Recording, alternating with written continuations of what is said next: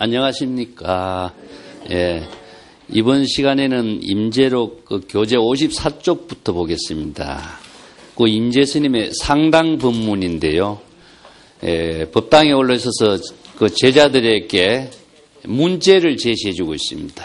내가 한 문제를 제시해 줄 테니까 여러분들은 불법의 대의로 이 문제를 잘 참고해 보도록 하라. 이게 이제 선생들이 제자들에게 내리는 과제입니다. 이 과제를 가지고 하루 4번 좌선하게 돼 있는데 사시좌선이라고 그럽니다. 하루에 아침에 일어나서 좌선하고 법문 듣고 좌선하고 초저녁에 좌선하고 밤늦게 좌선하거든요. 스님들의 생활이 하루에 4번 좌선하고 낮에는 전부 다 각자 자기 맡은 바 소임에 노동에 참석하도록 되어 있습니다. 그래서 이제 하루에 일하지 않으면 하루 먹지 않는다라고 하는 백장 스님의 법문은 일상생활을 교단을 모든 사람들이 공동 수행 단체로 만들면서 외부적인 보시의 힘도 받겠지만은 농사를 지어서 자급자족하는 농사 경제 활동까지 함께 했었습니다. 그래서 이제 그런 생활하는 가운데에 법문을 하면은 이 법문을 불법의 대의로 참고하도록 하는 것이 이 과제에 되어 있습니다. 한번 번역을 읽어보겠습니다. 임재 스님께서 법당에서 설법을 하였습니다. 한 사람은 높은 산 봉우리 정상에 있기 때문에 그 몸이 더 어디로 나아갈 길이 없고, 한 사람은 중생들이 사는 시내 내거리 한가운데 있기 때문에 앞뒤에 구분이 전혀 있을 수가 없는 경지에 살고 있다. 이 두 사람 가운데 어느 쪽이 앞이고 뒤고 어느 쪽이 뛰어나고 뛰어나지 않고 이렇게 여러분들은 보고 있는가 과제를 제시해 주고 있죠.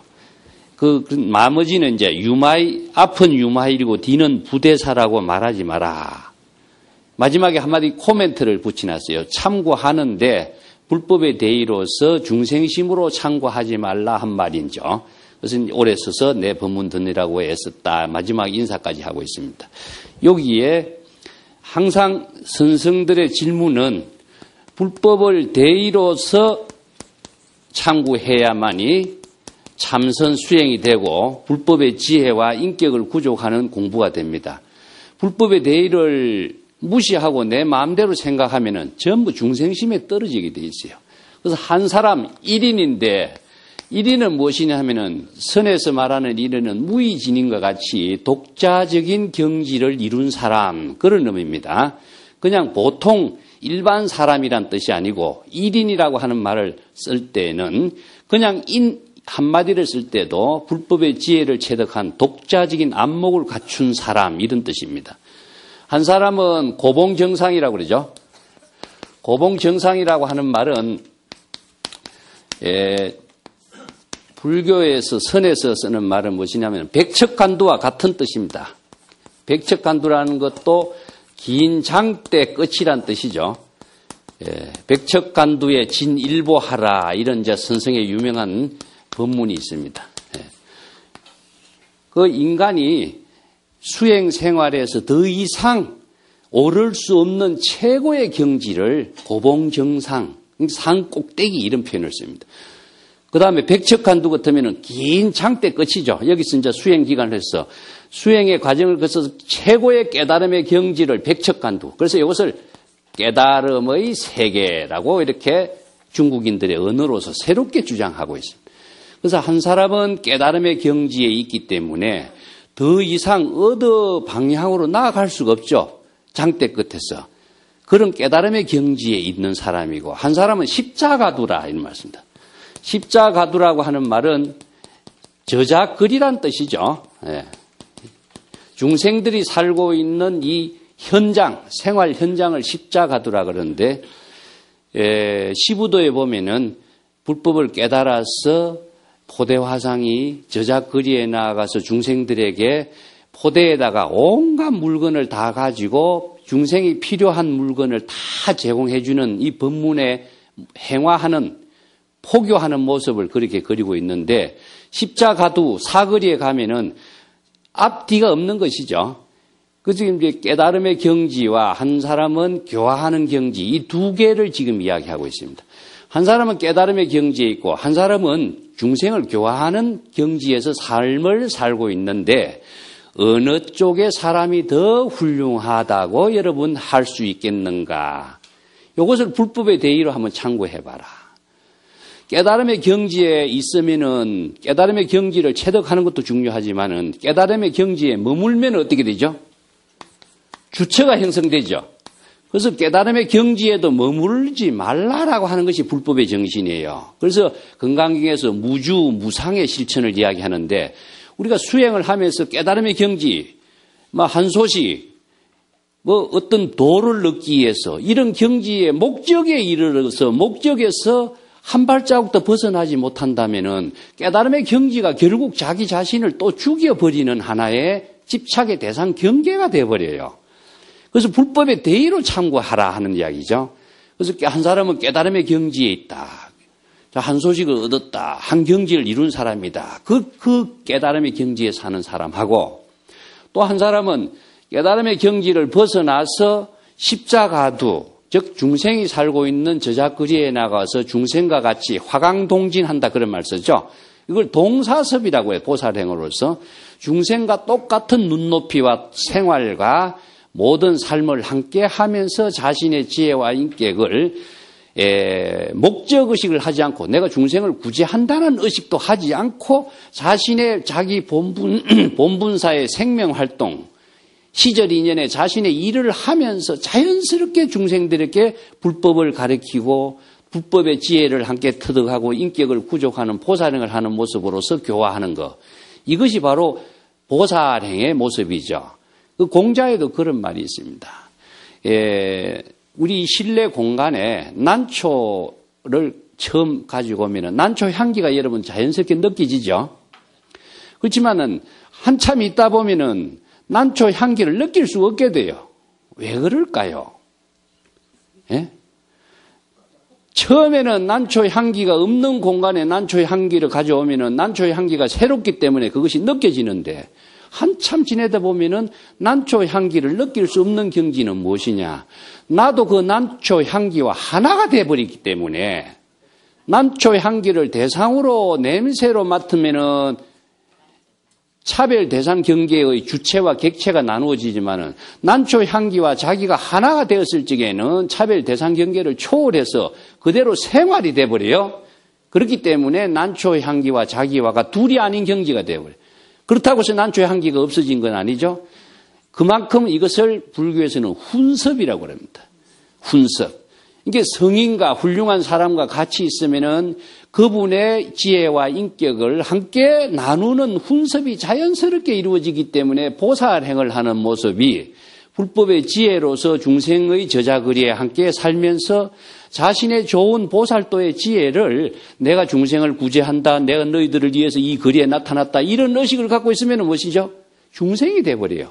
그런 의식을 다 비우고 자기의 본분사의 생명활동의 일을 하면서 자신의 몸에서 자연스럽게 나타나는 지혜와 인격이 중생과 함께 하는 때 그 난초 향기가 몸에 배는 것 같고 우리가 법당에 피우는 향의 향기가 온 시방세계에 함께 하는 것과 같이 자연스럽게 동화되는 것을 동사섭이라고 합니다. 예, 이것을 보살의 동사섭이라고 그러는데 이런 보살도의 실천을 하는 것을 십자가두라고 합니다. 그래서 우리가 아무리 깨달음의 경지가 훌륭하고 뛰어나고 할지라도 깨달음의 경지를 얻기가 어렵다고 할지라도 깨달음의 경지에 머물러 버린다면은 지금까지 모든 수행하고 불법을 공부한 것이 무의미하게 돼요. 그 깨달음의 경지는 자기 향상사를 이루는 것이다. 예, 향상사, 자기의 무한한 가능성을 발전시키는 이걸 상구볼이라고 그러죠. 상구볼이라고 하고 이 향상사는 궁극적으로 무엇을 하기 위해서가 아니라 향하사와 함께 된 삶을 실현하기 위한 것이다. 향하사라는 것은 이제 하와중생이라고 합니다. 하와중생이라고 하는데 보살도가 지혜를 구족하여 자비로서 함께하는 모습에 자신의 삶을 우리가 부처나 보살이라고 하기 때문에 이 두 가지를 함께 구족해야 돼.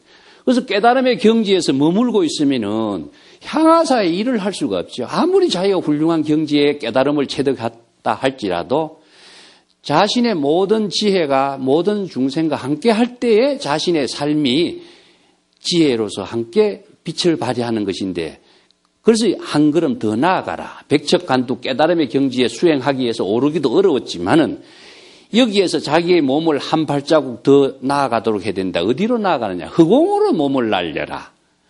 그래서 아상, 인상을 다 비워라. 그래서 크게 자기가 한번 죽어라 이런 뜻입니다. 대사 1번이란 말씀입니다. 선에서는 자기가 크게 한번 죽어야 자기가 참된 자신의 모습이 되살아나는 삶을 실행할 수가 있는 것이다. 금강경에서는 아상, 인상, 중생상, 수자상을 비우라 하는 말을 선에서는 이것을 바꾸어요. 이렇게. 그래서 일체의 차별 대상 경계에 머무르지 않아야 자기가 지혜를 작용할 수 있는 삶을 생명으로서 실행한다. 여기에 이제 한 사람은 고봉정상에 머무르 있고 한 사람은 십자가도의 삶을 실현하고 있는데 어느 사람이 더 훌륭하다고 할 수 있을 것인가? 불법의 지혜로 사는 삶의 모습은 어떤 모습인가? 이것을 불법의 대의로 잘 관찰해라.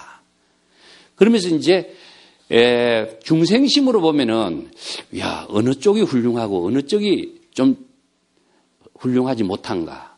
어느 쪽이 앞이고 어느 쪽이 후인가? 이런 분별심을 일으키지 말라는 소리로 뒤에다가 유마일도 되지 말고 부대사도 되지 마라. 이 한마디를 붙여요. 보통 중생심은 불법의 대의로 이 참고를 하지 않으면은 야, 어느 쪽이 훌륭하고 어느 쪽이 조금 떨어진가? 이런 분별심을 일으키겠죠. 이러면 불법 공부하는 것과는 전혀 잘못된 길을 향하고 있기 때문에 이것을 임재가 코멘트를 주는 겁니다. 그 유마일하고 부대사는 똑같이 십자가도에서 제가의 몸으로서 불법을 실현한 보살의 대표적인 인물들이죠. 한 사람은 인도에서 유명한 보살, 거사, 한 사람은 중국에서 유명한 거사입니다. 중국의 후대 이제 방거사도 유명하지만 부대사도 아주 유명한 인물이에요. 그래서 금강경을 설법하고 양무제에게 설법했던 유명한 인물입니다. 그래서 이제 유마일이나 부대사나 모두 다 각자 자기 본분사의 보살도 지혜와 삶을 실현한 인물인데 어느 쪽이 훌륭하고 어느 쪽이 떨어진다. 이 분별심을 일으키는 것은 우리의 중생심의 자고죠. 우리들 마음도 마찬가지입니다. 여러분들 누구나 각자의 본래심, 평상심, 근원적인 마음으로 우리가 삶을 실현하는 그 가운데서는 차별이 있을 수가 없어요. 이 때문에 무식한 사람이 연불하는 것이나 똑똑한 사람이 연불하는 것이나 연불은 똑같어요. 그래서 불교에서는 차별을 초월하는 지혜의 삶을 하기 위해서 연불수행, 참선수행은 본래의 마음으로 작용할 때 보살의 삶을 실현하는 것이 된다. 그래서 이제 범부성불이라는 것을 그렇게 씁니다. 그런 참고를 분별심을 갖고 참고하지 마라. 그리고 아무리 훌륭한 깨달음의 경지도 머무르면 내가 바로 중생이 되니까 그 경지를 초월해서 살 수 있는 지혜가 제가 항상 이야기했지만은 원력과 회항의 삶입니다. 그 원력과 회항의 삶이 실현되지 않으면은 어느 한 경지에서 차별 분별심의 깨달음의 경지에 머물러서 자기 자신이 생명을 잃어버린 거죠. 불보살로 삶을 실현하기 위해서 우리가 불법을 배우는데 불법의 정법을 바로 실행할 수 있는 능력을 갖추지 못하면 평생 중생으로서 업을 짓는 삶을 벗어나지 못하기 때문이죠. 그래서 정법을 바르게 배우는 의미를 바르게 체득하도록 여러분들 각자 잘 참고하라 하는 문제를 제시해 준 겁니다. 또 한 단 더 넘어가서 또 상당 부분에도 똑같은 법문의 문제를 제공하고 있어요. 여기서 또 한 사람이란 말을 등장시켜서 한 사람은 영겁의 도중, 영겁이라는 것은 영원한 시간의 세계를 놓은 겁이라고 합니다. 겁. 그래서 불교에서 시간 개념이 찰나와 겁이라고 하는 것, 가장 짧은 시간은 찰나, 가장 긴 시간의 표현을 겁이라 표현하는데 그 영겁의 시간 그 가운데 있으면서 본래의 자신의 집을 떠나지 않고 있고 또 한 사람은 본래의 자기 집을 떠나서 도중에 또 머무르지 않고 자신의 삶을 살고 있다. 자, 그러면은 이 어떤 사람이 인천의 공양을 받을 자격이 있는가? 이 문제를 제시하고 임재스님이 법상에서 내려왔습니다. 인천에 공양을 받는다 하는 것은 부처님 세존, 응공, 정변지, 열의 시포에서 이야기한 것처럼 부처님이 인천에 공양을 받을 수가 있죠. 그래서 누가 이 두 문제를 적용한 사람 가운데 어떤 사람이 부처님과 같은 역할을 하는 사람이라고 여러분들은 생각하는가. 이것을 불법의 대의로 잘 참고하라. 똑같이 1인도 불법 수행의 한 경지를 이룬 사람이라고 보면 돼요. 자, 여기서는 이제 가사와 도중이라는 표현을 쓰는데, 가사는 깨달음의 경지, 이렇게 이해를 하시면 됩니다. 중국인들의 집이죠. 집이라고 하는 것은 우리의 본래심, 우리의 본심을 표현하고 있습니다. 각자 청정한 깨달음의 불심, 이 경지를 깨달은 집으로 표현하고 있습니다. 우리가 시부도에서 소가 집에 있다가 집에서 벗어나서 들판에 헤매는 소를 다시 찾아서 다시 집으로 되돌아가죠. 이게 이제 내향성의 종교라 그럽니다. 숲의 종교는 숲에서 자기 집으로 되돌아가는 수행. 이 집은 그 자기의 불심이기 때문에 숲은 무엇이냐? 중생심이 되는 거죠. 그래서 중생심의 마음을 불심으로 되돌이키는 것, 환은성, 내향성, 이런 말씀입니다. 환은성. 이 환은성이란 말을 귀가라고 표현하죠. 귀가. 집으로 되돌아간다. 기가 앉아, 이런 말씀입니다. 그래서 만법기일 하면 1이라는 숫자를 무엇이냐 하면은 자기의 본래 마음으로 되돌아간다. 이런 일구도 항상 근본을 이야기하고 있습니다. 그래서 본래로 되돌아가야만이 본래의 불심의 지혜가 작용하는 능력을 갖추게 되는 것이지, 중생심은 차별 분별의 미혹에 떨어져서 지혜를 쓸 수 있는 힘이 토대가 마련되지 않아요. 그래서 항상 본래로 되돌아가는 것. 그래서 한 사람은 깨달음의 경지에 있는 것이고, 깨달음의 경지에 많은 세월에 있으면서 자기 집을 떠나지 않다. 깨달음의 경지를 항상 구족하고 있다 하는 말. 깨달음의 경지를 구족하지 않으면, 불심을 체득하지 않으면 우리가 깨달음의 경지를 펼칠 수가 없기 때문에 깨달음의 경지를 이야기하고 있고, 한 사람은 자기 집을 떠났지만은 자기 집을 떠났어. 도중에도 있지 않다, 이런 말입니다. 아까 이야기하고 비슷한 구조죠. 절대 고봉정상 깨달음의 경지에 머물고 있는 것은 자기 집에, 깨달음의 경지가 중요하지만은 깨달음의 경지 집에서 머물고 있으면은 집이, 깨달음의 경지가 결국 자기의 집착의 대상이 돼서 자신의 지혜를 펼칠 수 있는 능력을 또 상실하게 돼요.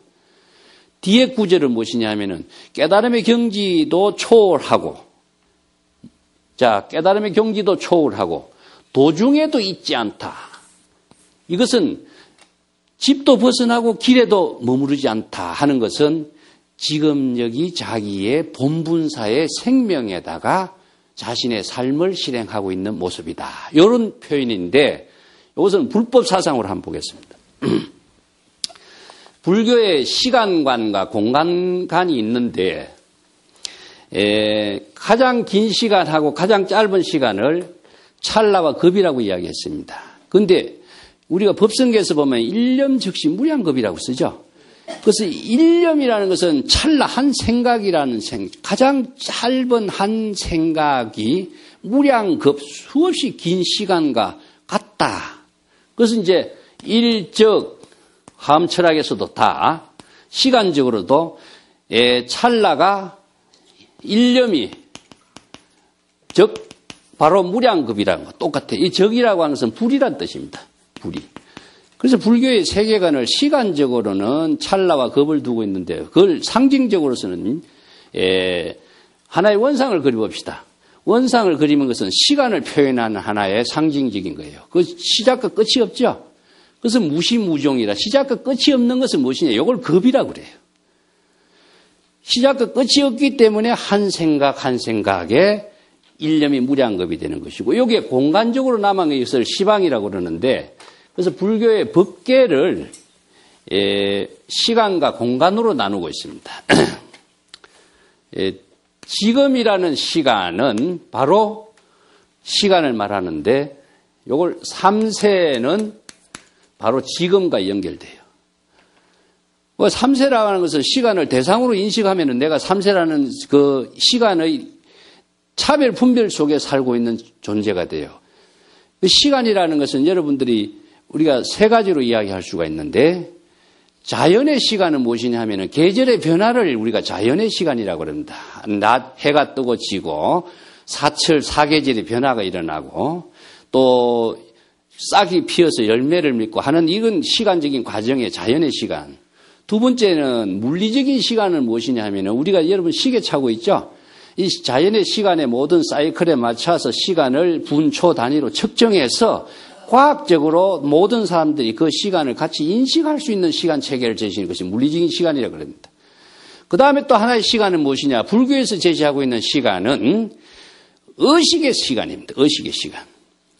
이게 찰나라고 하는 것도 의식이죠. 급이라는 것도 의식인데 다른 것은 측정이 가능하지만은 의식의 시간은 측정이 불가능해요.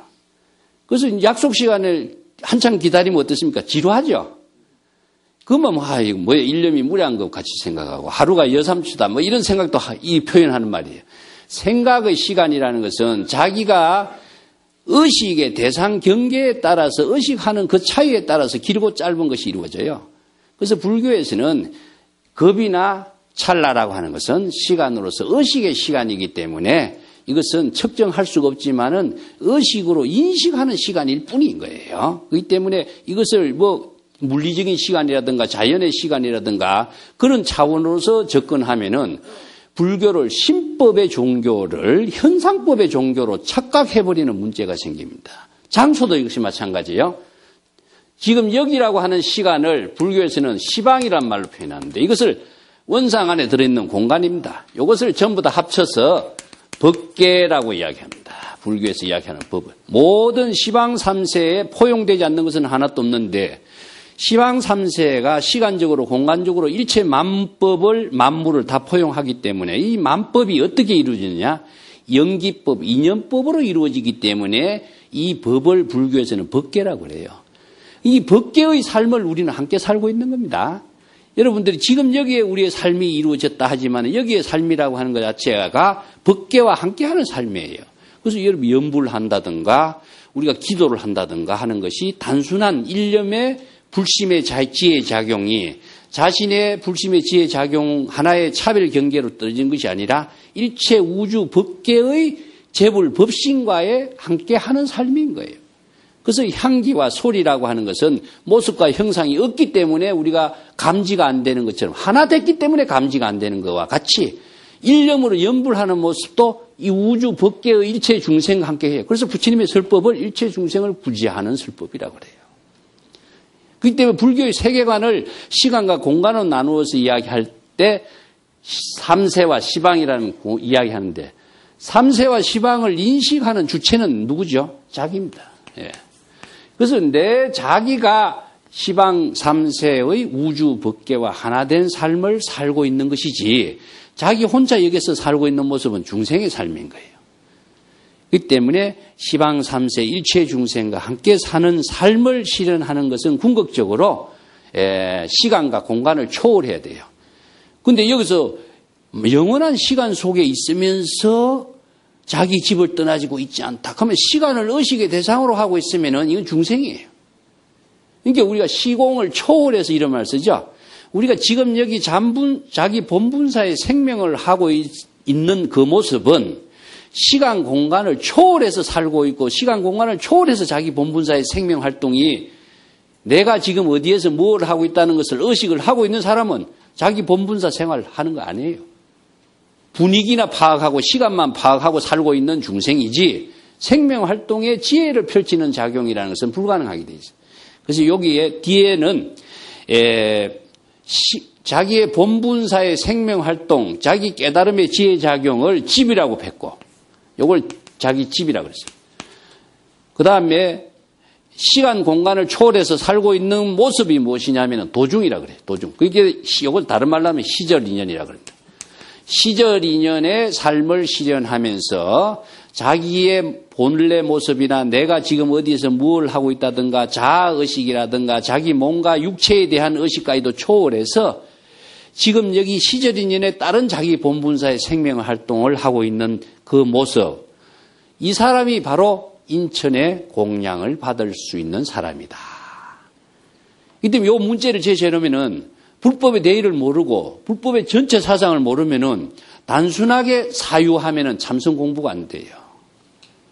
이게 불법의 전 사상과 지혜로서 대의로서 참고해서 바른 지혜를 체적하고 인천의 공양이 될 수 있는 경지에 사람이 어떤 사람이 되는가를 알아야 내가 그런 인천의 공양을 받을 수 있는 삶을 실행할 수 있는 지혜와 능력을 갖추게 되는 거죠. 그래서 임재 스님이 상당 법문하면서 이런 문제를 제시하고 그 문제를 본인이 철저하게 깨달아 체득할 수 있고 자기 지혜로 쓸 수 있는 능력을 여러분들을 구족하도록 이런 문제를 제공해 주는 거죠. 이걸 선성들이 제시하고 있는 화두라고 그럽니다. 자, 그건 또 이해하시고 다음에 임재의 유명한 삼구로 넘어가겠습니다. 임재 삼구를 가지고 인천 안목이라든가 다른 여러 가지 그 분양 선소 같은 분들이 여러 가지 철학적으로 자기의 의견으로서 해설을 많이 하다 보니까 이게 임재의 법문의 핵심인 것처럼 이야기하고 또 삼구를 철학적으로 다각적으로 제시하다 보니까 오히려 더 복잡하고 어렵게 만들어놨어요. 지금 여러분들은 그거 다 잊어버리고 임재가 황벽의 문화에서 불법의 대의가 무엇이냐, 황벽 불법 무다자, 황벽의 불법이 이렇게 간단 명료하게 제시된 줄 몰랐다. 불법이 복잡하는 거 아니에요. 아주 간단 명료한 불법의 사상이 어떻게 이루어지고 어떤 법문으로서 이 실행됐는가 하는 것을 세 가지로 분류해서 이야기했을 뿐이에요. 그래서 간단하게 제가 설명하겠습니다. 임재 스님이 법당에 올라서 설법할 때 어떤 스님이 질문했어요. 어떤 것이 제1구의 경지입니까? 자, 여기서 선에서 사용하고 있는 용어를 조금 이해를 돕기 위해서 내가 하겠습니다. 여기서 1구가 있고 2구가 있고 3구가 여기서 등장하고 있습니다. 이걸 이해를 하시고 이 법문을 들으면 아주 쉽게 소화가 될 겁니다. 1구는 경전에서 이야기하는 것은 제1 어제라 그럽니다. 바로 여기서 제1이라고 하는 것은 첫 번째라는 뜻이 아니고 이건 근본이라는 뜻입니다.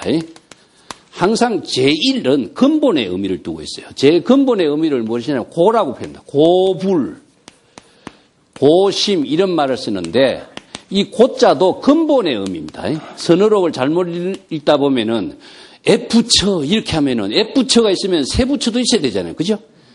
이게 중국의 선성들은 자신들이 불교의 사상을 자신들의 언어로 만들면서 새롭게 만들었어요. 그러니까 불법의 사상에 맞추어서 이 언어를 우리가 이해해야지 글자대로 보면은 엉뚱한 방향에서 우리가 생각하게 돼요. 그래서 고자를 쓰면은 근본, 본래 부처라는 뜻입니다. 본래 부처. 그래서 본래 부처의 작용이 무엇이냐? 유마에서 이야기하는 제1의제, 가장 근본이 되는 진실된 세계, 깨달음의 세계, 이것을 각의 세계라 그럽니다. 각의 세계, 각의 경지, 깨달음의 경지. 자, 부처의 경지, 깨달음의 경지, 이것을 제1구라고 이야기해요. 이건 다른 말로 한다면은 진여법신의 지혜 작용이기 때문에 이걸 기실론에서는 진여지는 기실론에서 진여삼매로서 이루어지는 세계다. 그래서 진여삼매 이런 말씀입니다. 이런 경전과 불교 논서에서 주장하고 있는 모든 경지를 일구라고 표현해요. 또 다른 말로 표현한다면 불가사의 해탈 경계. 또 임재의 법문을 한다면 초불월적, 부처의 경지도 뛰어나고 조사의 경지도 뛰어난 세계. 여기서 일체의 대상 경계를 다 초월한 거죠. 그래서 일구는 임재가 앞에서 뭐라고 했냐면은 할 하나로 제시한 겁니다. 임재의 할은 일구의 작용입니다. 또 덕산의 유명한 방망이질 있죠. 이건 일구의 작용이라. 이제 불보살의 지혜 작용하는 그 모습을 바로 불보살의 생명활동 그 자체를 일구에 뒀기 때문에 일구라고 하는 것은 일체의 모든 상대성을 초월한 절대 깨달음의 지혜 작용의 세계를 일구라고 표현합니다. 그래서 일구, 어떤 것이 일구입니까? 질문하니까 임재 스님이 세 가지 중요한 불법의 가르침의 도장을 종이에 찍으니까 그 도장에서 묻은 인주가 한 점 한 점 한 획 한 획이 종이에 분명하게 그대로 드러나는 모습이죠. 그렇기 때문에 거기에는 어떠한 이의를 제기하거나 다른 사량 분별을 용납할 수 없고 빈주라고 하는 상대적인 차별 대상 경계의 의식을 초월했다. 이런 표현을 해요. 이건 불심의 지혜작용, 진여의 지혜작용이기 때문에 이것은 주객을 나눌 수가 없는 경지를 일구라고 합니다. 주객을 초월한 경지를 일구라고 그래요. 그래서 중생은 주객을 나누기 때문에 차별 경계를 만들지만 부처의 지혜는 주객의 차별 분별을 초월해서 작용하는 경지이기 때문에 아까도 이야기했지만은 몸과 마음도 의식하지 않고 시간과 공간도 의식하지 않고 내가 누구와의 대화를 한다는 그 차별 경계까지도 초월해서 지혜만 작용하는 그 세계를 불가사의 해탈 경계다. 부처의 지혜 작용이다. 이런 말을 쓰습니다. 이게 일구의 작용입니다. 그럼 이구의 작용은 무엇이냐 하면요. 진실을 체득하기 위해서 뭐가 필요하냐면은 방편이라는 것을 불교에서 제시하고 있어요. 이 방편이라는 것을 우빠야라고 그러는데, 방법을 제시해서 진실을 체득하기 위한 편의적인 내용이란 뜻입니다. 이걸 방법 편의를 줄여서 방편이란 말을 쓰는데, 방편은 수단이다, 목적이다 이 말을 붙이면은 불교의 방편의 의미가 죽어요. 그래서 진실과 방편을 둘로 나누지만은 실제적으로 둘로 나누는 것이 아니고 진실을 체득하게 한 방편이기 때문에 방편 그 사실을 방편을 활용할 때 바로 진실을 체득하는 작용이 동시에 이루어져요. 그래서 이제 방편은 무엇이냐? 전부 다 언설입니다. 언설. 자, 임재의 그 설법에서 일구는 무엇이냐? 언어를 초월해서 지혜 작용을 펼친 그 모습이기 때문에 불심의 지혜 작용, 요걸 불심의 지혜 작용이기 때문에 지혜 작용 그것은 객관적으로 대상 경계로서 인식할 수 없고 파악할 수가 없어. 그래서 부처도 그 경지를 감히 넘볼 수가 없고 엿볼 수도 없다 이런 말을 씁니다. 그러면 이구는 무엇이냐 하면은 이 지혜작용을 체득하지 못한 사람에게는 뭐가 필요하냐면은 방편의 언어를 제시해서 진실을 깨닫도록 제시하는 것이 제2구예요. 그래서 이구는 진실과 방편으로 제시하고 있는 임재의 법문을 제2구라고 합니다. 그 설명을 조금 볼게요. 이게 굉장히 어려워요. 왜냐하면 임재의 설법은 임재는 시인입니다. 시인. 시인이다 보니까 사상을 갖춘 시인이다 보니까 개송이 무척 어렵고 고사를 수용하다 보니까 우리가 이해하기가 좀 어렵습니다만은 내용은 간단하게 이해를 하시기 바랍니다. 어떤 것이 제2구의 경지입니까 하니까 임재스님이 대답하기를 문수보살은 지혜의 상징이죠. 문수보살의 지혜의는 근본지는 무창무니선사의 질문도 그 받아들일 여지가 없지만은 방편으로서 제시하고 있는 법문이 일체의 모든 번뇌 망념을 차단하고 불법의 진실을 체득할 수 있는 가르침과 모순되지 않는다. 이런 의미의 개성을 넓혔어요. 이건 이제 고사가 있어요. 원래 오대산에 보면은 문수보살의 화현지라고 그러죠. 문수보살 그 자체는 지혜의 상징이고 지혜 작용 그 당체를 말하는데 중국의 유명한 무창무니선사가 오대산을 찾아가서 이제 문수보살의 화현하고 이제 이렇게 대화하는 내용이 벽암록에 보면 실려 있습니다. 그 문수보살이 이제 노인으로 나타나가지고 그 화현으로 했는데 균제 동자로도 나타나고 문수보살은 화신으로 나타나죠. 그래서 문수보살의 화현으로 나타난 것이 동자상이다. 그래서 오대산 여러분 월정사 가면은 월정사 상원사에 보면은 문수보살은 문수동자를 모셔놨죠. 이 동자라고 하는 것도 보살의 상징인데 일체의 순수 그 자체의 상징으로 동자상이 등장해요.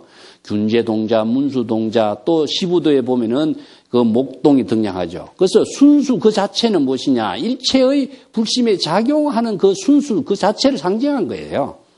그래서 남방에서 온 무창문이 보고 어디서 왔는가? 남방에서 왔습니다. 남방의 불법은 어떻게 주지하고 있는고? 주지란 말을 씁니다.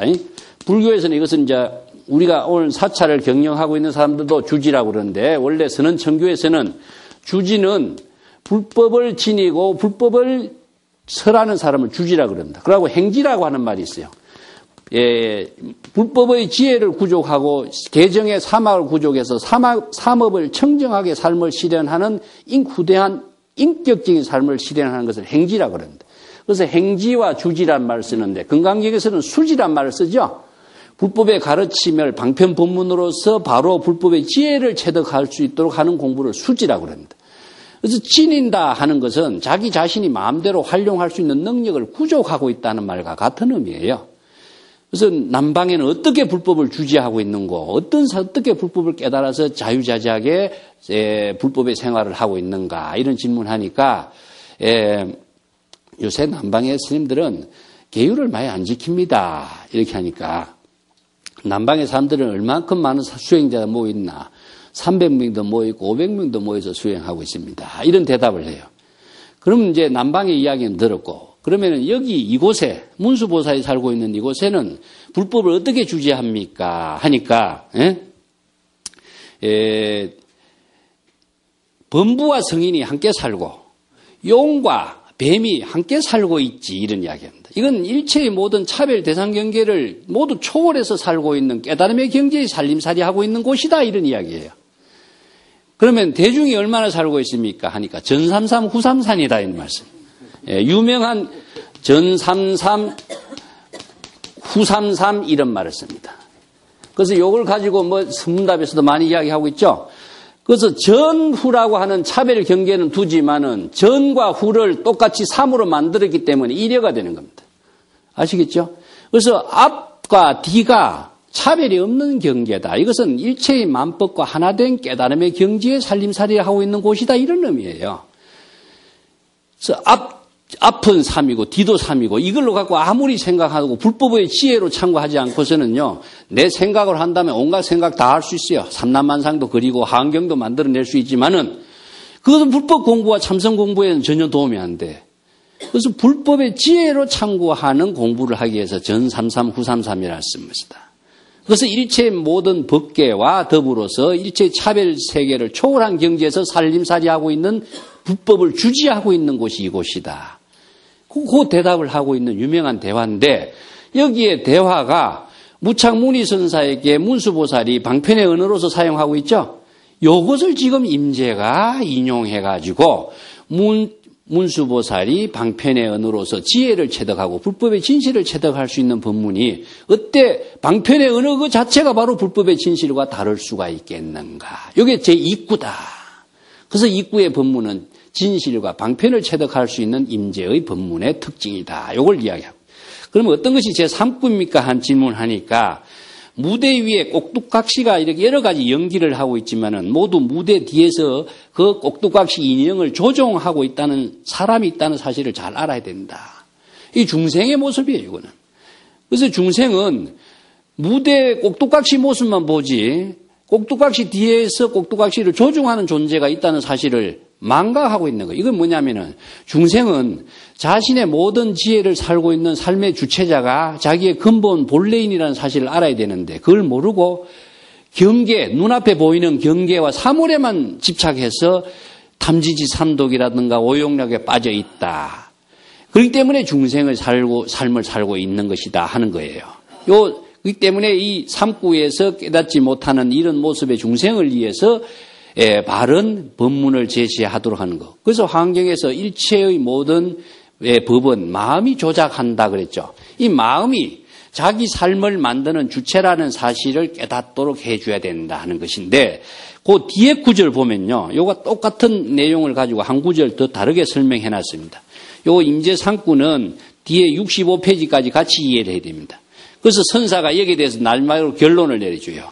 어떤 것이 그러면은 1구 가운데는 3현문을 구족해야 되고 1현문 가운데는 3료를 구족해야 되고 그 가운데에 방편과 있고 작용도 있으니까 그대들은 이 임재의 상구 법문, 내가 제시하고 있는 상구 법문을 어떻게 체득해야 될 것인가를 잘 참고하라. 그런 뜻입니다. 자, 여기에서 1구의 의미를 보겠습니다. 1구 가운데 3현문이 구족됐다 하니까 이 참 어려운 불교 사상과 철학처럼 이야기하죠. 3현. 이 현이라고 하는 말은 임재가 뒤에 이야기하지만 불법 유현이란 말을 씁니다.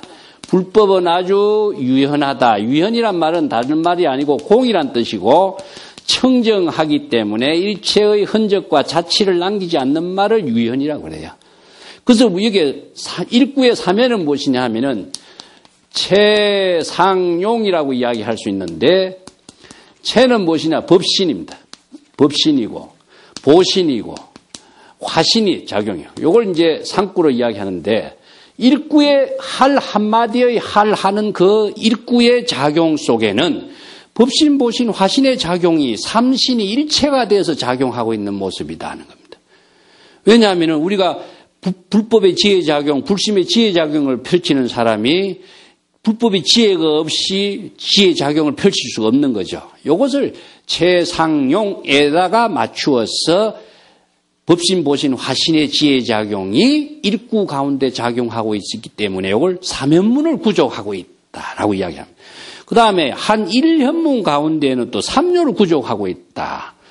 여기서 삼요는 또 무엇이냐? 하나의 지혜작용을 펼치는 법신의 지혜작용을 펼치는 일현 방편문을 제시하는 가운데는 삼요가 구족됐다. 삼요라고 하는 것은 불교의 불신의 지혜작용에 갖춰야 될 것이 뭐냐? 계정의 사막입니다. 계정의 사막이 구족되지 않으면은 그 다음에 불법성 삼보도 삼요라고 합니다. 불법성 삼보와 계정의 사막이 구족되지 않으면은 일구의 불심의 지혜작용으로 할 수 있는 능력을 상실해 버리는 겁니다. 이 때문에 이걸 다르게 이해하지 마시고 여러분 삼현문은 불의 계정의 사막 또 불법성 삼보 이것이 구족되어야 일구 가운데에 삼업이 청정한 불심의 지혜작용으로서 일체의 업장을 초월한 불심의 작용을 펼치는 경지를 실행하게 돼요. 이것이 구족되지 않으면은 우리가 불법성 삼보나 계정의 사막이 없는 불교의 지혜작용, 불법의 가르침이라는 것은 의미가 없어져요. 그래서 임재의 법문은 이것을 전부 다 압축시켜 가지고 일구 가운데 불심의 지혜작용을 펼치는 가운데는 법신, 보신, 화신의 작용이 거기에 포용되어 있고 또 계정의 사막의 작용이 수용되어 있고 또 불법성 삼보의 작용이 그 하나 가운데 모두 다 펼쳐지는 힘을 구족하고 있다. 이것을 지금 삼구의 법문 속으로 정리하는데 삼구 가운데 가장 핵심은 무엇이냐? 임재의 일구입니다. 일구가 바로 무의진인인데 일체의 모든 경계를 자기 마음대로 활용할 수 있는 능력을 구족하는 것은 경계의 삼구의 대상 경계를 초월할 수 있는 지혜는 일구밖에 없기 때문에 그래.